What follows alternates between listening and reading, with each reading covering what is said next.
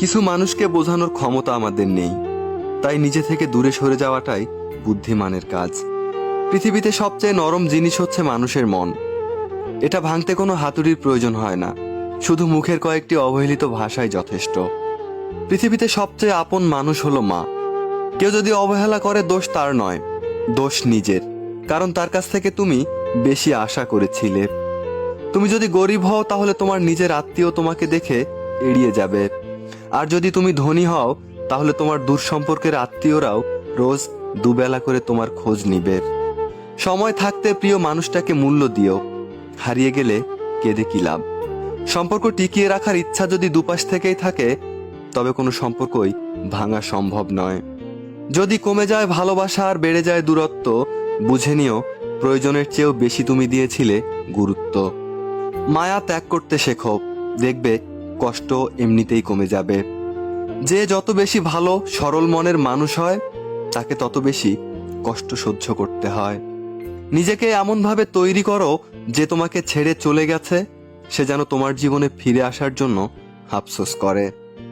এ শহরে ক্ষণিকের জন্য হাত ধরার মানুষের অভাব হয় না, শুধু অভাব হয় সারাটা জীবন হাত ধরে পাশে থাকার মানুষের।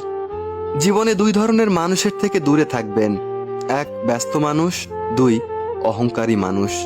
কারণ ব্যস্ত মানুষেরা নিজের ইচ্ছা ছাড়া কথা বলে না, আর অহংকারী মানুষেরা নিজের স্বার্থ ছাড়া পাশে থাকে না।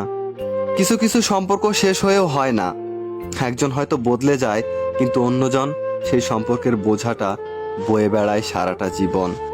গুরুত্ব তাকেই দিও যে তোমার মূল্যটা বোঝে। ঠাট্টার ছলে যে তোমাকে মানুষের মাঝে অপমান করে, তাকে তুমি বন্ধু বানিও না।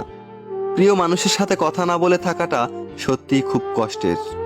ধৈর্য মানুষকে উন্নত করে, আর রাগ মানুষকে ধ্বংস করে। জীবনে তিনটি কথা মনে রাখবে: যে তোমাকে বিপদে সাহায্য করেছে তাকে কোনোদিন ভুলে যেও না, যে তোমাকে ভালোবাসে তাকে কখনো ঘৃণা করো না, যে তোমাকে বিশ্বাস করে তাকে কখনো ধোঁকা দিও না। সব সহ্য করা যায়, কিন্তু প্রিয় মানুষের অবহেলা সহ্য করা যায় না। একতরফা ভালোবাসাগুলো এমনই হয়, একজন পাগলের মতো ভালোবেসে যায়, আরেকজন পাগল ভেবে শুধু অবহেলাই করে যায়। অনুভূতি, ভালোবাসা, মায়া এগুলো যত কম প্রকাশ করবেন, মানুষ আঘাত করার সুযোগ ততই কম পাবে। কোনো অভিযোগ নেই আর কখনো থাকবেও না, আছে শুধু অভিমান, যা কখনো ভুলবও না। সময়ের সাথে যদি কোনো সম্পর্ক নষ্ট হয়ে যায়, তাহলে বুঝে নিও সে সম্পর্কে ভালোবাসা নয়, প্রয়োজন ছিল।